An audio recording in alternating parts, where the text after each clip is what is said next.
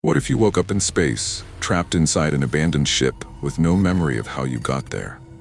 The darkness wrapped around the place like a thick curtain, with only faint, flickering lights that seemed to be on the verge of dying out. The air was stale, heavy, charged with something unseen yet palpable. Everything was silent, an unnatural, terrifying silence. No sound of the ship's engines, no whispers of machinery, no footsteps. Nothing but the rapid beating of his own heart. He couldn't even remember his name. He couldn't recall anything before opening his eyes to this floating nightmare. He tried to move, but instead he felt his body drifting weightlessly, swaying as if he were a ghost floating in the void. The spacesuit he was wearing was torn on one side, but in a strange way, as if something had slowly shredded it with sharp teeth rather than a simple accidental rip. Moving slowly through the ship's narrow metal corridors, he searched for answers to the countless questions swirling in his head. The walls were covered in long scratch marks, as if someone had tried to escape or carve their way out. On one of the walls, there was an old message scrawled in dark red, barely legible in the dim light. "They are not human. Don't trust their eyes." His breath hitched and his heart pounded violently. Who were they? Who wrote this warning? And where was everyone? He tried to open the control room door, but it was locked tight. Searching his pockets, he found an identification card with a name. Dr. Adam Crawford. Is that my name? Why don't I remember anything about myself? A soft whisper cut through the silence. He wasn't sure if it was real or just a hallucination. Slowly he turned, expecting to see someone, anyone, but there was nothing, no one. And yet, something was wrong. The feeling of being watched was so intense it sent shivers down his spine. He pressed forward until he reached the crew quarters. The door was ajar, as if it had been forced open. Stepping inside, he froze in place. Torn spacesuits, cracked helmets, scattered medical tools. But the most horrifying sight was the remains. No, not corpses, but husks, as if the bodies had melted away or vanished, leaving only empty skin and hollow bones. Nausea twisted his stomach, but before he could react further, he realized he was no longer alone. From the corner of the room, something moved. It was unnaturally tall, thin like a skeleton, its face devoid of any human features. Its eyes were hollow, yet they stared directly at him. Then, it opened its mouth. The sound that came out was not human. It was closer to whispers echoing from all directions, as if the void itself was speaking.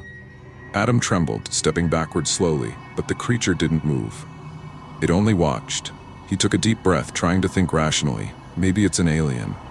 Maybe this is why the crew is missing. But then, why was he still alive? Why hadn't he suffered the same fate?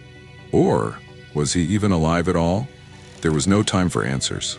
Suddenly, the entire ship shuddered violently. From the damaged speakers, a distorted robotic voice crackled. "Warning, ship will self-evacuate in 5 minutes." He had no idea what that meant, but he knew one thing. He needed to get out, fast. Glancing at the creature one last time, he turned and ran.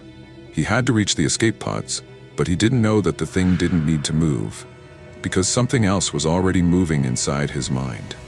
Did he escape? Or was the truth far more terrifying than he could imagine? Adam sprinted through the narrow corridors, his heart pounding in sync with the flashing emergency lights. The ship trembled, the warning repeating, "Warning, ship will self-evacuate in 4 minutes." He had to find the escape pods, but he wasn't even sure where they were. His memories felt wiped away, as if someone, or something, had tampered with them. Running past the decayed remains of the crew, he caught a glimpse of his reflection in a shattered glass panel. His blood ran cold. The reflection wasn't his own. Spinning around, he saw nothing. Just the empty corridor and those eerie scratch marks on the walls. Then, a whisper curled inside his head, not from outside, but from within. "You are not alone. You never were." He froze, pressing his hands to his temples, trying to shut out the voices. But they weren't singular. They were many, overlapping, merging, like echoes of lost souls. "Where's the crew?" he muttered, but there was no answer, only the whispers in his fractured mind. Reaching a massive door labeled Emergency Section, he shoved it, but it wouldn't budge. He tried his ID card. No response. Then he noticed a shadow standing on the other side of the glass. Not a human shadow.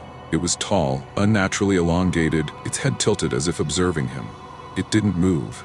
It didn't even seem to breathe. Cautiously, Adam stepped closer, trying to see its face. But there was no face, just a smooth, featureless surface. Then, suddenly, it moved and vanished into the darkness. The alarm blared louder, the robotic voice intensifying. 3 minutes until self-destruction. Panic surged through him, but his survival instincts took over. He needed to move. Now, spotting an open door ahead, he rushed inside. It was the navigation room, monitors shattered, wires dangling.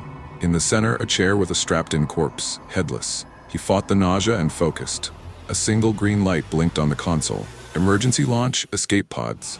But before he could press it, he heard footsteps behind him. Slowly, he turned and came face to face with himself. The figure was identical. Same suit, same torn sleeve, same fearful eyes. But its movements weren't right. Its head twitched at an unnatural angle, its lips curling into a cold, unfamiliar smile. Then, in a voice exactly like his own, but distorted, broken, it spoke. "You are not Adam. I am Adam." Terror seized him. He stumbled back, his shaking hand hovering over the launch button. This is impossible. This is insanity. The other Adam lunged. They crashed to the ground, Adam struggling against a force that felt weightless, like trying to fight a shadow. Its fingers dug into his suit, into his skin, pulling, draining, his memories, his soul being ripped away. Screaming, he reached for the button, his last chance. Escape pod launch in 5, 4, 3. A blinding light engulfed him. The hatch sealed shut. He was ejected into space. Drifting in the pod, gasping for breath, he finally saw the ship from the outside. It wasn't just a ship, it was alive. Its hull pulsed like living flesh, breathing, and just beyond the window, standing amidst the fiery wreckage, the other Adam, smiling. Then the ship exploded. Silence. Adam drifted, shaking. Had he escaped? Was it over? Then a whisper, from inside the pod. "You didn't escape. You can't escape." Adam turned, his reflection in the glass. It was smiling. Then it moved on its own.